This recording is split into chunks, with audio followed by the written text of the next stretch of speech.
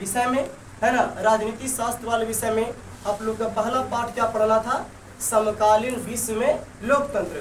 तो समकालीन विश्व में लोकतंत्र वो पाठ को खत्म करते हुए अभी हम लोग पाठ 2 में प्रवेश कर चुके हैं। पाठ 2 का नाम अभी आप लोग को पढ़ना है लोकतंत्र क्या है। पाठ का नाम क्या है? लोकतंत्र क्या है। और लोकतंत्र में अभी आप लोग के पहले भी पढ़े हैं और इसमें भी रिपीट किया जा रहा है, दूसरी पाठ में भी और पहली पाठ में पढ़ा है। और अब्राहम लिंकन के द्वारा लोकतंत्र को परिभाषित किया गया था कि लोकतंत्र जनता के लिए, जनता के द्वारा जनता का शासन पद्धति है। लोकतंत्र में किसकी सरकार होती है? जनता की। लोकतंत्र में शासन जो होती है, सरकार होती है, लोकतंत्र में मालिक होते हैं वो खुद जनता होते हैं। यदि जनता ना होगी तो मुख्यमंत्री अपने आप तो नहीं बनेंगे, कोई मुखिया तो अपने आप नहीं बन पाएगा, कोई पंचायत समिति तो अकेले आदमी से नहीं बन पाएगा। यानी उसके लिए वोट यानी मत देने के लिए पूरे जनता की भागीदारी होती है, तब एक ग्राम पंचायत का मुखिया बनता है, तब एक ग्राम पंचायत स्तर पे एक ग्राम कचहरी का प्रधान जिसको कहते हैं वो सरपंच बनता है ना। सरपंच वगैरह भी बनने के लिए, वार्ड बनने के लिए, वार्ड कमिश्नर बनने के लिए या किसी प्रकार की प्रतिनिधि को नियुक्त करते हैं तो जनता के माध्यम से। जनता उनको मत देती है, जनता अपना मत प्रदान करके उनको चुनौती करती है, चयन करती है और एक प्रतिनिधि के रूप में उन उम्मीदवार को जिताती है जो उम्मीदवार कर्मठ और योग्य और कार्य करने के योग्य बनते हैं। और वो जा करके मुखिया बनते हैं और वो सरपंच बनते हैं, पंचायत समिति बनते हैं और आपका प्रमुख बनते हैं और एनी कुछ भी इत्यादि जो भी प्रतिनिधि जीतते हैं वो जनता के द्वारा जीतते हैं, जनता की मत से जीतते हैं, जनता की वोट से जीतते हैं। यानी कि लोकतंत्र में जनता की सरकार होती है। लोकतंत्र में सरकार जब भी होती है जनता की सरकार होती है। एक उनको एक राजा, एक शासक के रूप में बना दिया जाता है, मूर्ति खड़ा की जाती है कि हम लोग को वो सम्राट हैं, हम लोग को वो राजा हैं। जिस प्रतिनिधि को जिताते हैं वो हम लोग की एक मूर्ति के रूप में खड़ा किया जाता है कि हम लोग का जो भी हर हिसाब करेंगे वो करेंगे, जिनको हम लोग वोट देकर बनाए हैं। उसी प्रकार यहाँ लोकतंत्र के बारे में चलते हैं। दूसरी पाठ में हम लोग को पढ़ना है लोकतंत्र क्या है। और लोकतंत्र का मध्य वाले भाग में आप लोग को बोल रहा है कि लोकतंत्र क्यों, आखिर लोकतंत्र तो क्या है पढ़ लिए, लेकिन लोकतंत्र क्यों जरूरी है, लोकतंत्र जरूरी है या नहीं जरूरी है, तो उसके बारे में आएंगे। ध्यान देना बाबू, जितनी भी शासन पद्धतियां हैं, जितनी भी शासन पद्धतियां हैं, वो भी किसी प्रकार की सत्ता में हो, है ना, तो जितनी भी शासन पद्धतियां हैं सबकी प्रशंसा और आलोचना हुई है, सबकी प्रशंसा और आलोचना हुई है। आलोचना का मतलब क्या? शिकायत हुई है और बड़ाई भी हुई है। प्रशंसा का मतलब होता है बड़ाई करना, आलोचना का मतलब शिकायत करना।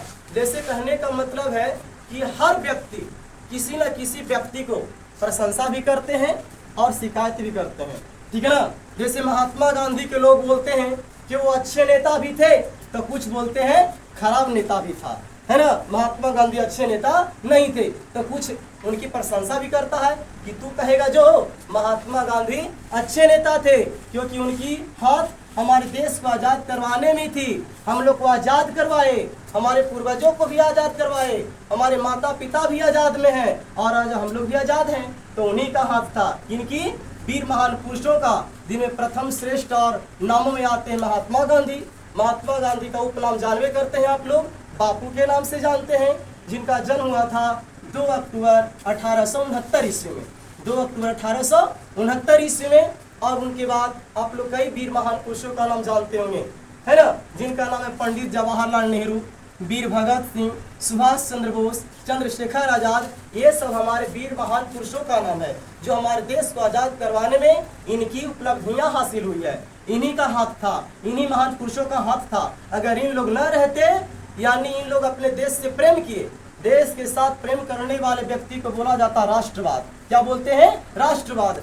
और राष्ट्रवाद से जो प्रेम किया, राष्ट्रवाद से जो संबंध आए, उन्हीं लोग का आज देन है कि आज हम लोग गुलाम नहीं हैं, आज हम लोग आज़ाद हैं, जो मेरा मन है वो कर सकते हैं। लेकिन पहले ऐसे किसी प्रकार की उम्मीदें नहीं थी, पहले इसी प्रकार की कोई जो जिसका काम मन है वो कर सके, ऐसी कोई हासिल प्राप्त नहीं था इंसानों का, जो मन था वो कर ले, क्योंकि किसी दूसरे का गुलामी थे। और उस गुलामी को जंजीर से हटाने के लिए हमारे वीर महान पुरुषों का काम हुआ, उन्हीं का योगदान है वीर महान पुरुषों का। तो आज हम लोग क्या है, स्वतंत्र हैं। और स्वतंत्र तो है, लोकतंत्र भी है। लोकतंत्र में सभी को जीने और है ना, जीने दो का नारे के अनुसार सबका अधिकार बना हुआ है। इसमें कहता है बाबू कि जितनी भी शासन पद्धतियां हैं, किसी प्रकार का भी शासन क्यों न हो, सबकी प्रशंसा और आलोचना हुई है। कोई लोग बुराई करते हैं तो कोई अच्छाई करते हैं। जैसे मैं अपने आप लूँ, कोई कहता होगा कि इंद्रित्व बड़ी अच्छा है, तो कोई कहता होगा खराब भी है, बड़ी मारा है तो ही करा वो कर रहा है। बहुत लोग करते होंगे तो कोई उसकी प्रशंसा भी करते होंगे, है ना, कोई मुझे प्रशंसा भी करते होंगे तो कोई बुराई भी करते हैं। तो याद रखना होगा। इसी प्रकार कहता है लोकतंत्र की भी कुछ विद्वानों ने, लोकतंत्र का भी, लोकतंत्र के बारे में भी कुछ विद्वानों ने प्रशंसा किया है कि नहीं, लोकतंत्र सही चीज है, लोकतंत्र क्या है, सही चीज है। और कुछ लोगों ने शिकायत भी किया है कि नहीं, लोकतंत्र सही नहीं है। इससे अच्छा था क्या कि राजा जो कहता था वही सुनना चाहिए, प्रजा को वही होनी चाहिए था। तो कुछ लोकतंत्र के बारे में अच्छाई प्रकट किया है तो कुछ बुराई किया है ना, कुछ शिकायतें किया है कि ये लोकतंत्र सही नहीं है। तो कुछ विद्वानों का कहना कि लोकतंत्र सही है। उसके बाद कहता है बाबू, लोकतंत्र के गुण एवं पक्ष में तर्क के बारे में आते हैं। तो इसमें सबसे पहले कहता है कि लोकतंत्र के गुण क्या है और लोकतंत्र की पक्ष क्या है। विद्वानों की प्रशंसा के आधार पर, विद्वानों की प्रशंसा के आधार पर लोकतंत्र के गुण एवं पक्ष में निम्नलिखित तर्क दिए गए हैं, जो नीचे बताया गया है। तो पहला तर्क में आएंगे बाबू, ध्यान देना होगा। पहला नंबर है जनमत पर आधारित शासन। ये लोकतंत्र के बताया, लोकतंत्र के बारे में पक्ष दिया है, गुण बताया है। पहला नंबर पॉइंट दिया है कि जनमत पर आधारित शासन। जन मतलब लोग, मत मतलब जो अंग्रेजी में बोलते हैं वोट देना। लोगों के द्वारा वोट देकर के जिस व्यक्ति को हम लोग चयनित करते हैं, जिसे जिताकर प्रतिनिधि बनाते हैं, जिसे जिताकर उम्मीदवार बनाते हैं, और उस उम्मीदवार को एक कुर्सी पर बैठाई जाती है ना, गद्दी दी जाती है, जो वो शासक बन जाते हैं।